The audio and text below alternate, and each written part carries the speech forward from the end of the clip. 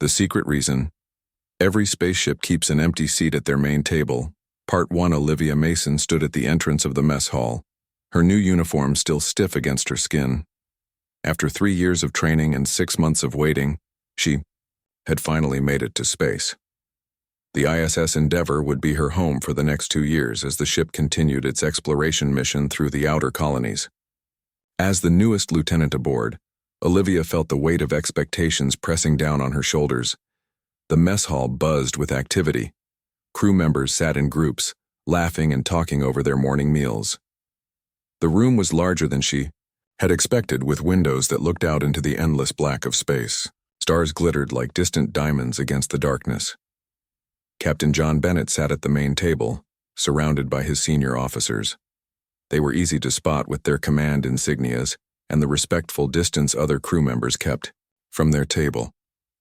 Olivia had only met the captain briefly during her orientation. He was a tall man with graying hair at his temples and eyes that seemed to see everything. Something caught her attention. At the main table where the captain and senior staff sat, there was an empty chair. Not just any chair pushed aside or waiting for a late arrival. This chair was perfectly positioned at the table, with place settings and a glass of water as if waiting for someone important. Olivia made her way through the food line, selecting her breakfast before looking for a place to sit. The mess officer, a friendly older man named Sam, nodded toward an open spot at a table with other junior officers. "First day jitters?" asked a woman with short black hair as Olivia sat down. "That obvious?" Olivia smiled, grateful for the friendly face. "I'm Kate Brown, Navigation. This is Alan Phillips, Communications," she said, gesturing to the man beside her who raised his coffee cup in greeting. "Olivia Mason, Environmental Systems." "We figured," Alan said. "Word travels fast on a ship this size. You're the one who wrote that paper on atmospheric recycling that got all the brass excited." Olivia felt her cheeks warm. Her research had caught the attention of several senior commanders, which had helped her secure this assignment. It was mostly theoretical. "I'm hoping to implement some of the ideas here." As they ate, Olivia couldn't help glancing toward the captain's table and the empty chair. Finally, her curiosity got the better of her. "Is someone missing?" she asked, nodding toward the empty seat. Kate and Alan exchanged looks. "You mean the empty chair?" Kate asked. Olivia nodded. "That's always empty," Alan explained. "Every ship keeps one." "But why?" Olivia pressed. "Tradition," Kate said with a shrug. "Been that way as long as anyone can remember. Some say it's for the first astronauts who died in space," Alan added, lowering his voice. "Others think it's for the ones who might not come back from this mission." "Alan," Kate warned, "don't scare the new officer. I'm just telling her what people say," he protested. Olivia frowned, looking back at the empty chair. "But it seems so official, with the place setting and everything." "That's because it is official," said a new voice. Olivia turned to see an older man standing behind her. His uniform identified him as Frank Wilson, the ship's doctor. "May I?" he asked, gesturing to the empty spot at their table. The 3 junior officers nodded, sitting up a little straighter. "The empty chair is part of standard ship protocol," Dr. Wilson explained as he sat down. "Has been since the early days of space travel. I've served on 6 different vessels, and everyone kept an empty seat at the main table." "But why?" Olivia asked again. Dr. Wilson's eyes crinkled at the corners. "Now that's the interesting part. No one knows for sure. The official line is that it's a memorial tradition, but if you ask me, it's more than that." He leaned in, and the others instinctively did the same. "I've been in space for 27 years, seen things that defy explanation, tools that appear exactly where they're needed, warning systems that activate seconds before disaster strikes with no mechanical reason, crew members who swear they felt hands guiding them during emergencies." He tapped his finger on the table. "The old-timers call it the ship's spirit." Alan rolled his eyes slightly, but Olivia was intrigued. "You're saying ships are haunted?" she asked. Dr. Wilson chuckled. "I'm saying space is vast and strange, and we've only begun to understand it. The empty chair tradition started with the first long-duration mission. They reported unusual occurrences. After a near disaster, they started leaving the seat empty as a sign of respect. Other ships followed. Eventually, it became standard protocol, even if the reason behind it faded into myth. Before Olivia could ask more questions, an announcement came over the speakers. All hands to stations. We're approaching the asteroid mining colony. Lieutenant Mason, report to environmental control. Duty calls, Dr. Wilson said, standing. Good luck on your first day, Lieutenant. As the days passed, Olivia settled into her role aboard the Endeavour. The work was challenging but rewarding. Her atmospheric recycling innovations were gradually being implemented, improving the air quality throughout the ship. Yet, she couldn't stop thinking about the empty chair. She began noticing other oddities. During a minor pressure fluctuation, in the lower decks, she could have sworn she saw movement out of the corner of her eye, a shimmer like heat rising from pavement. When she turned to look, nothing was there, but the system stabilized before she could make any adjustments. One evening, 3 weeks into the mission, Olivia was working late in the environmental control room when Captain Bennett entered. She jumped to attention, but he waved her back to her seat. At ease, Lieutenant. Just checking the status of the new recycling protocols. They're functioning within expected parameters, sir, she reported. Oxygen levels are up 4% while using 12% less energy. Excellent work. He studied her display screens for a moment before adding, You've been asking about the empty chair. It wasn't a question. Olivia felt heat creep up her neck.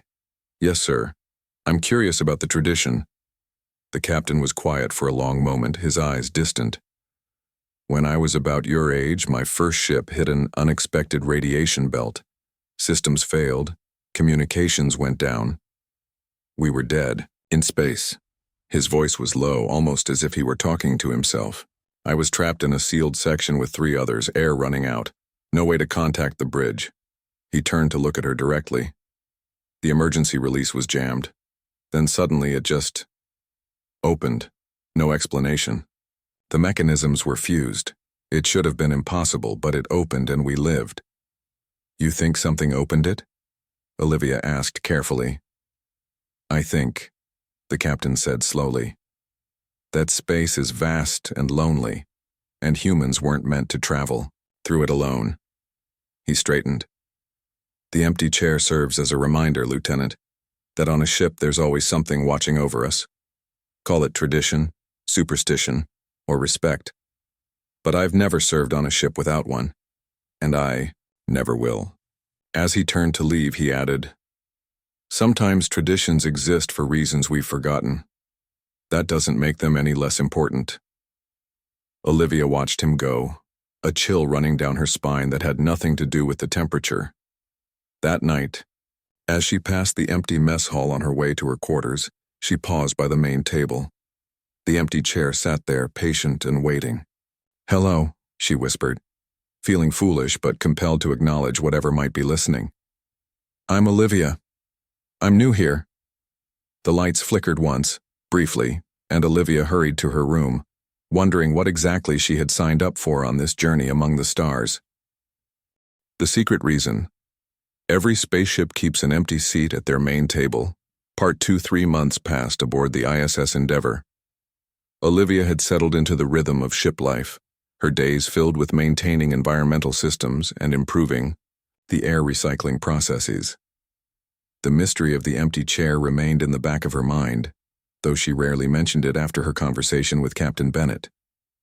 Still, she found herself nodding to the empty seat whenever she entered the mess hall, a habit she couldn't quite explain. One morning, as the crew sat eating breakfast, the ship's alarms blared to life. Red emergency lights flashed across the walls. Captain Bennett's voice came over the speakers, calm but urgent. All hands to stations.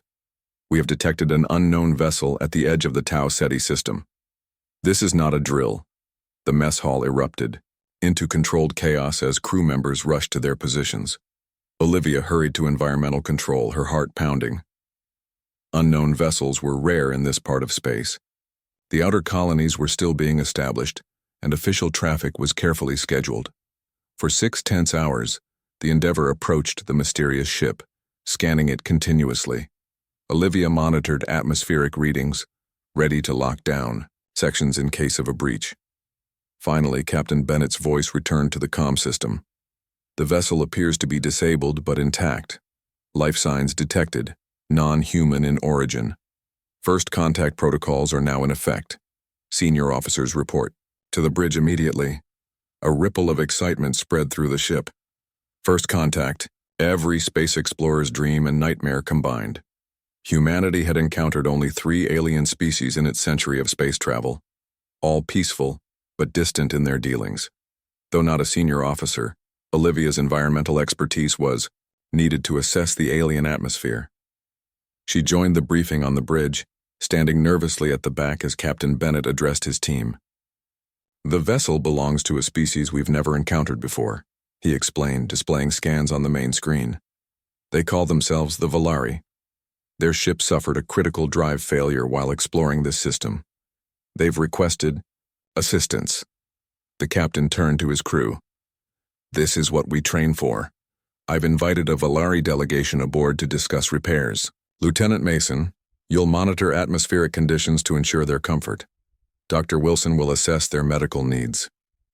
20 minutes later, Olivia stood in the airlock chamber, adjusting environmental controls as the ship prepared to welcome the aliens.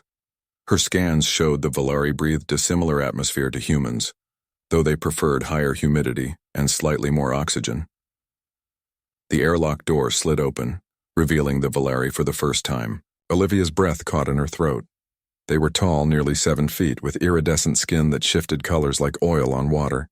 Their faces had no nose, just breathing slits along their cheeks, and their eyes, 3 of them, blinked in unison. 4. Valari entered, led by one wearing elaborate patterns on its clothing. The captain stepped forward, hands open in the universal gesture of peace. Welcome aboard the ISS Endeavour. I am Captain John Bennett. The lead Valari touched its chest with long, 6-fingered hands.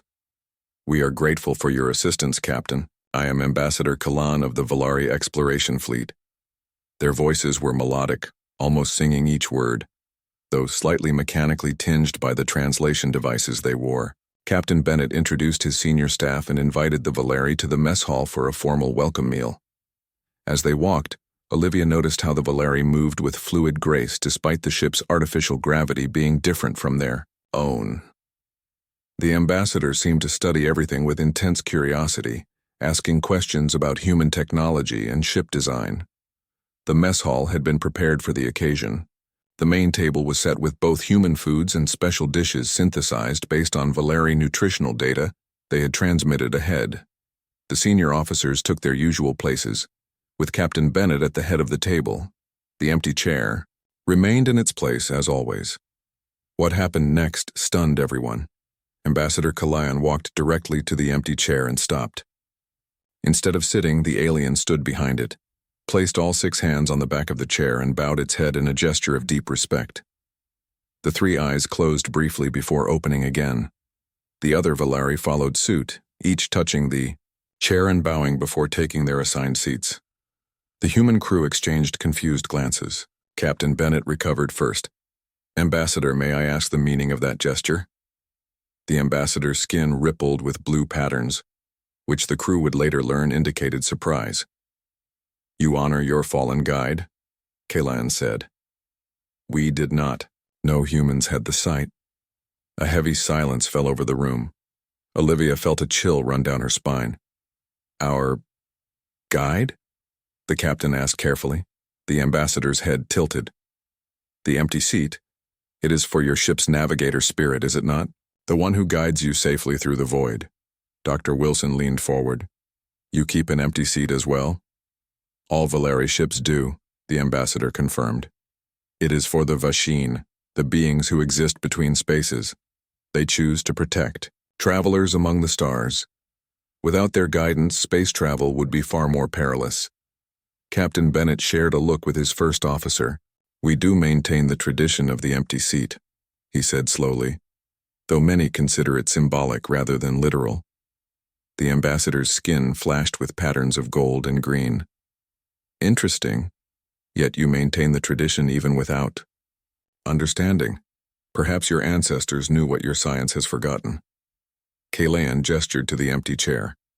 The Vashin are drawn to courage and curiosity. They attach themselves to ships and protect their crews from the hidden dangers of space. In return, they ask only for acknowledgement, a place at the table, recognition of their presence. Olivia couldn't help herself. You can see them? Not with eyes, the ambassador explained. We sense their energy patterns. The one aboard your ship is quite strong, quite old. It has likely served many vessels before joining yours.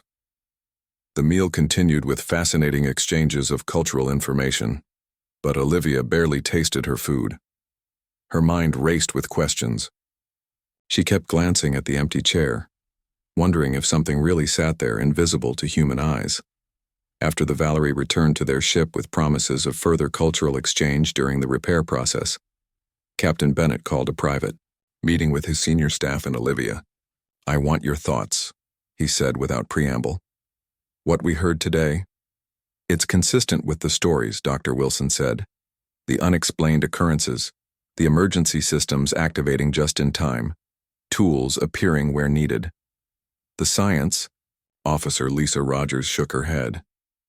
It's more likely they detected our tradition and incorporated it into their interaction to build rapport. We shouldn't jump to supernatural conclusions. The Valari don't strike me as deceptive, the first officer argued. And they seem genuinely surprised we maintain the tradition. Captain Bennett turned to Olivia. Lieutenant Mason, you've been researching the empty chair tradition. What's your take? Olivia hesitated, aware of all eyes on her. I think, she said carefully, that space is vast and strange, and there's a lot we still don't understand. The tradition started with the first long-duration missions, after incidents that saved crews from certain death. Whether it's entities, unknown physics, or something else entirely, the tradition has persisted for good reason. The captain nodded. Whatever the truth is, I want to know more. Lieutenant Mason, I'm assigning you to work with the Valari science team during repairs. Learn what you can about these Vashin. If there's something protecting our ships, I want to know what, why, and how. As the meeting ended, Olivia lingered in the room. When everyone else had gone, she turned to the empty chair at the table. Are you really there? She whispered. Have you been watching over us all this time? The lights dimmed briefly, then brightened again. Just a power fluctuation, Olivia told herself. But as she left the room, she couldn't shake the feeling of being watched by gentle, ancient eyes. The secret reason. Every spaceship keeps an empty seat at their main table. Part 3, Olivia spent the next 2 weeks dividing her time between her regular duties and working with the Valari science team. Their ship, the Luminous Journey, was slowly being repaired with the Endeavor's help. The cultural exchange had proven valuable for both species, with knowledge and stories flowing freely between the crews. Olivia had been paired with Mirren, the Valari's chief energy specialist. Unlike Ambassador Kalan, Mirren spoke in short, precise sentences, focusing on technical matters rather than philosophy. Still, Olivia had many questions about the Vashin, the entities the Valari claimed protected ships in space. How long has your species known about them? Olivia asked as they calibrated sensors in the Valari engine room. Mirren's skin rippled with thoughtful purple patterns. Since our first ventures beyond our atmosphere, 12,000 of your Earth years. Olivia nearly dropped her scanner. That long? And you can detect them somehow? Not all of us, Mirren explained. Only those born with the sense. 1 in 50 Valari has the ability. And what exactly do they look like? Mirren paused his work. They do not look like anything. They exist partially outside normal space. The sensed impression is difficult to translate. The alien's hands moved in fluid gestures, like currents of warm air but with purpose, intelligence, sometimes taking forms that echo the species they protect. Back on the Endeavor, Olivia began researching historical records of unexplained phenomena on human ships. With Captain Bennett's authorization, She sent queries to other vessels and space stations, collecting stories and reports dating back to humanity's first steps into space.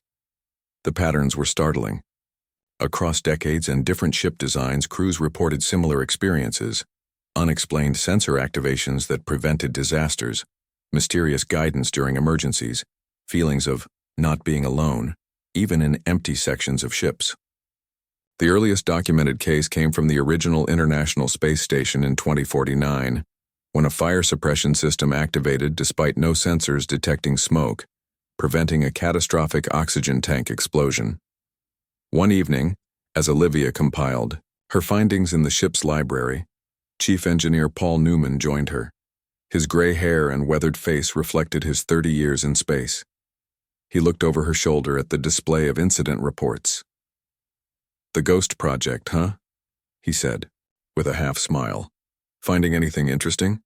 Olivia had been careful about discussing her research, aware that many crew members would find it ridiculous. "You know about it?" Paul sat down across from her. "Captain filled me in, asked me to help if I could." He gestured to her screen. "I've experienced a few unexplained events myself." "Like what?"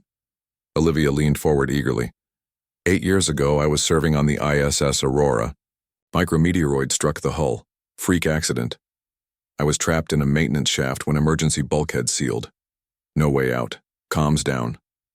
Paul's eyes grew distant with the memory. Air was running out. Then I heard a voice, clear as day, telling me to remove a specific panel I hadn't noticed before. Behind it? Manual override for the bulkhead. Not standard location. Shouldn't have been there at all according to ship schematics. Olivia felt goosebumps rise on her arms. "You think it was a Vashin?" Paul shrugged. "Don't know what it was, but it saved my life." He tapped her screen. "After the Valari mentioned these entities, I modified some sensor arrays to scan for unusual energy patterns. Been running them for the past week." "And?"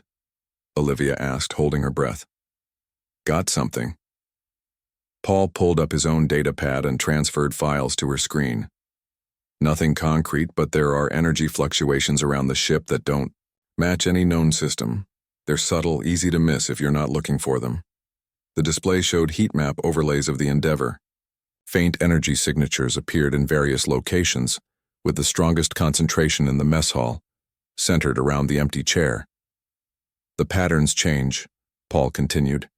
"They get stronger during emergencies, course corrections, even important decisions, almost like they're paying attention." Olivia studied the readings. "Have you told the captain?" "Showing him tomorrow. Wanted your input first, since you're working with the Valari." Paul leaned back. "The question is, what exactly are we dealing with? Aliens? Energy beings? Something else entirely?" Olivia thought about her conversations with Mirren. The Valari believe they're natural space phenomena that developed intelligence, like how life evolved in Earth's oceans, except these entities evolved in the vacuum of space itself. They see ships as interesting, worth protecting. And the empty chair tradition? They say the entities are drawn to recognition. Acknowledgement of their existence makes their connection to a ship stronger. Olivia looked up at Paul. "Mirren said something interesting yesterday. He said the Vashin attached to the Endeavor is unusually powerful. Ancient by their standards." Paul rubbed his chin thoughtfully. "The Endeavor is only 7 years old." "Exactly. According to Mirren, the entities can transfer between ships. Sometimes they follow specific crews. Sometimes they stay with remnants of old ships incorporated into new ones." The next morning, Olivia and Paul presented their findings to Captain Bennett and the senior staff. The evidence was still largely circumstantial: energy readings, historical accounts, and Valari testimony. But taken together, it was compelling. "So you're saying we have an invisible guardian angel?" First Officer William Harris asked skeptically. "I'm saying there's enough evidence to warrant further investigation," Olivia replied. "Something is causing these energy patterns. Something that correlates with unexplained events that have saved lives." Captain Bennett studied the data in silence. Finally, he looked up. "I want more concrete evidence. Dr. Wilson, work with Lieutenant Mason and Chief Newman set up additional sensors focusing on the mess hall. If these entities are real, I want to know more about them. Ambassador Kalan offered additional help. The Valari provided specialized scanning equipment designed to detect the subtle energy patterns of the Vashin. For the next week, the combined human-Valari team gathered data, recording every fluctuation and anomaly. The breakthrough came unexpectedly. During a routine course correction, the navigation system suddenly failed. The backup system activated automatically, preventing the ship from drifting into a debris field that sensors hadn't detected. The energy readings during this incident spiked dramatically around both the navigation console and the empty chair in the mess hall. More intriguing still, the security cameras in the navigation room caught something strange, a brief shimmer in the air beside Lieutenant Kate Brown as she struggled with the controls. The footage, when enhanced, showed what looked like a hand reaching toward the console seconds before the backup system activated. When shown the footage, Ambassador Kalan wasn't surprised. The Vashin sometimes manifest partially in moments of great need. Your ship's guardian must be very devoted to intervene so directly. Word of the investigation spread through the crew despite attempts to keep it quiet. Some remained skeptical, but many shared their own stories of unexplained occurrences aboard this and other ships. The empty chair in the mess hall took on new significance, with crew members often nodding to it as they passed or even leaving small tokens beside it, a continuation of a tradition now charged with new understanding. Olivia found herself returning to the mess hall late one night after most of the crew had gone to sleep.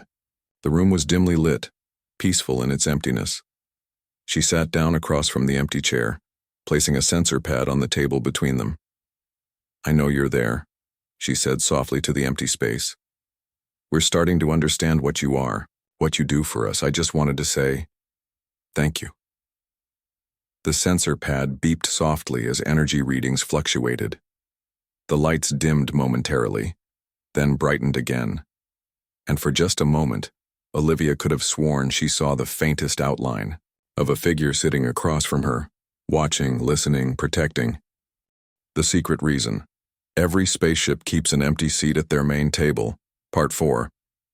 The repairs to the Valari ship were nearly complete. In 2 days, the aliens would continue their journey, taking with them the specialized equipment they had lent for studying the Vashin. Olivia felt a sense of urgency. There was still so much they didn't understand about these entities. Captain Bennett had authorized a final experiment. They would attempt to communicate directly with the Endeavor's guardian. The mess hall had been cleared except for key personnel: the captain, Dr. Wilson, Paul Newman, Olivia, and Ambassador Kalan, with 2 Valari scientists.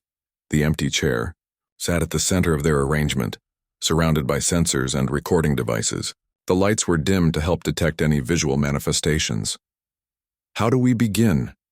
Captain Bennett asked, looking at the Valari ambassador. Kalan's skin rippled with thoughtful patterns.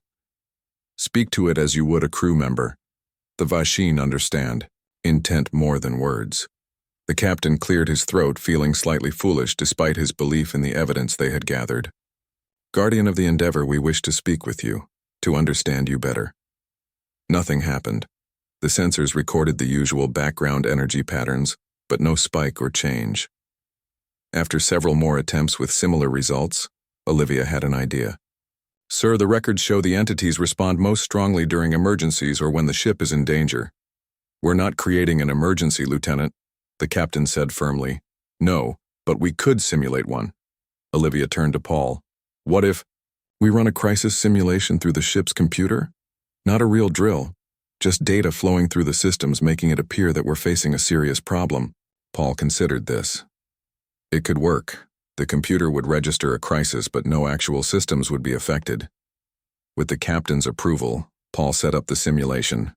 The ship's computer would process data indicating a coolant leak in the engine core, a potentially catastrophic situation if it were real.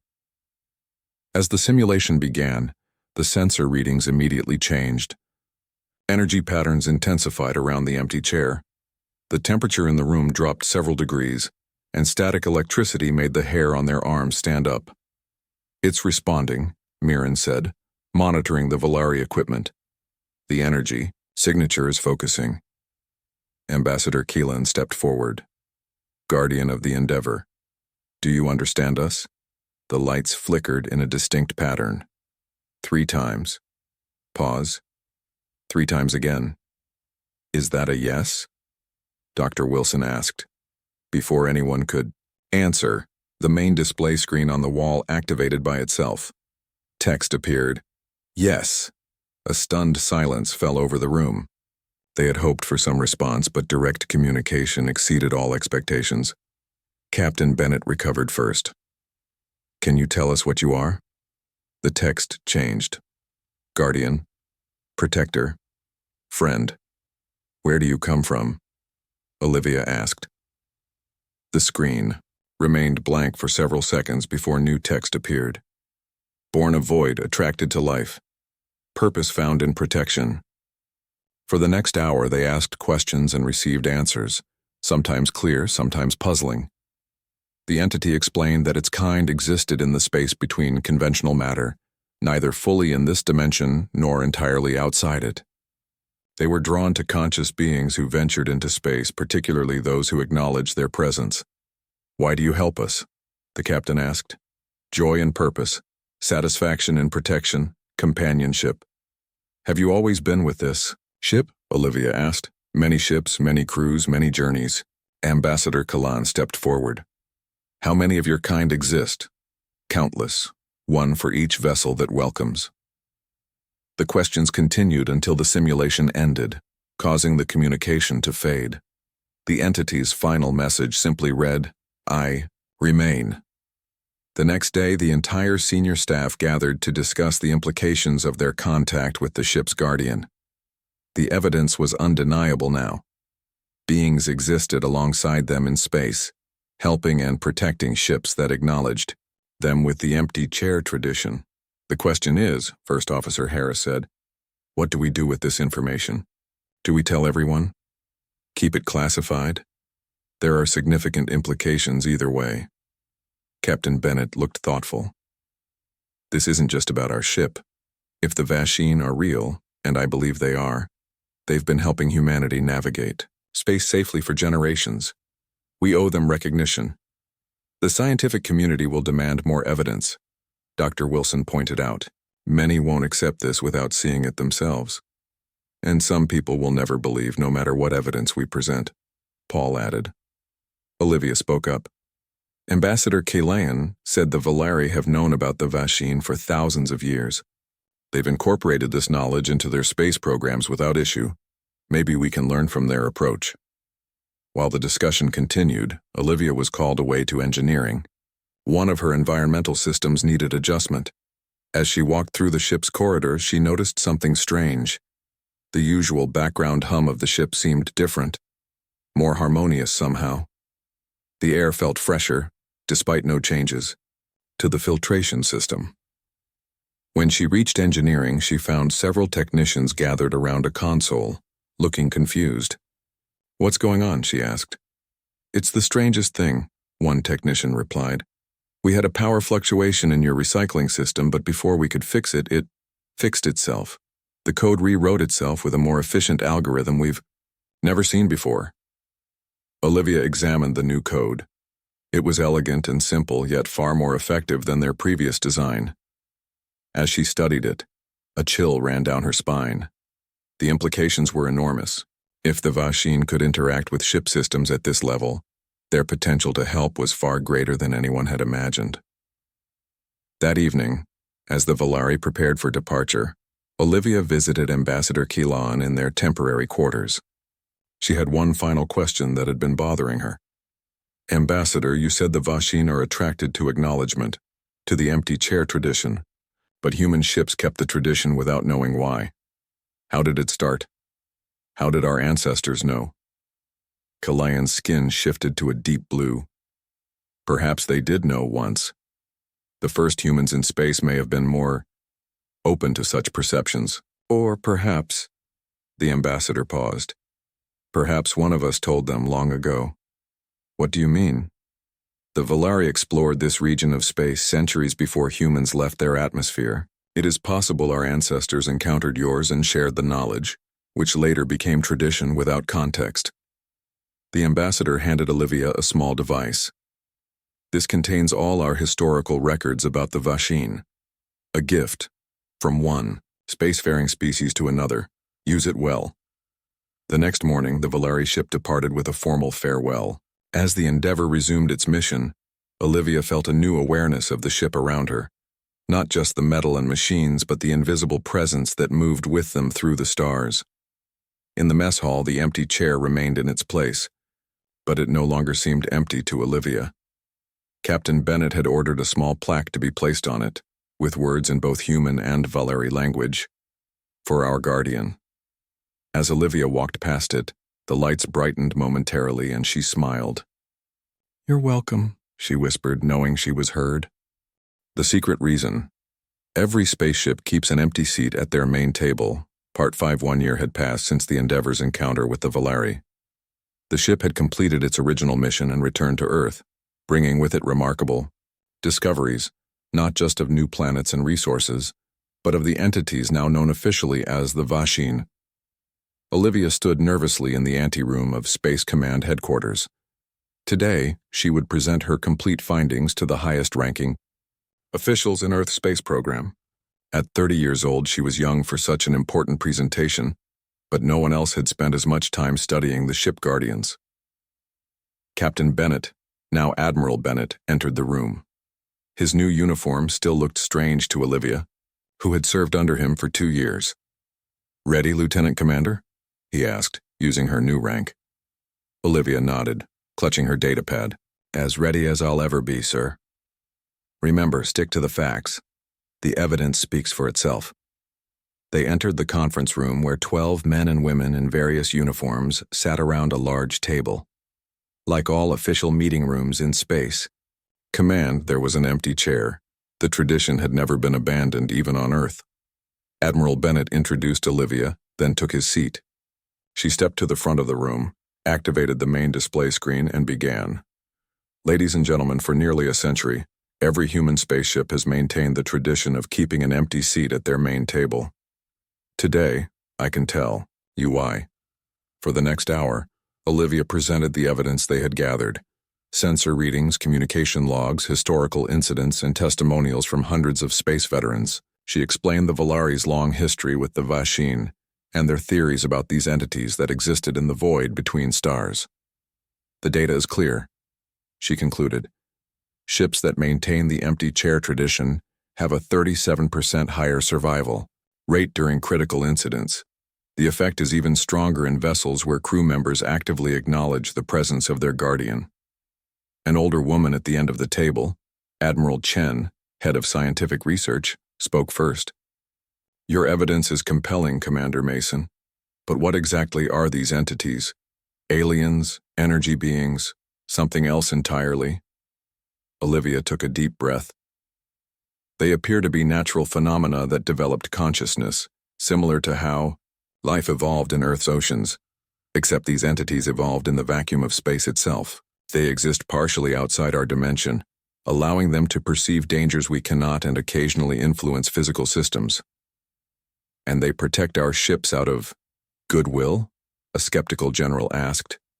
"The Vashin form bonds with vessels and their crews," Olivia explained.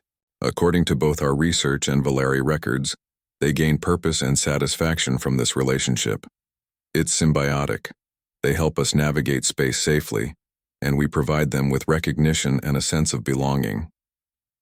A younger admiral leaned forward. "Can we control them? Direct them to perform specific tasks?" Olivia shook her head firmly. "No, and attempting to do so would likely damage the relationship. They're sentient beings who choose to help us, not tools to be used. The Valari learned this lesson thousands of years ago."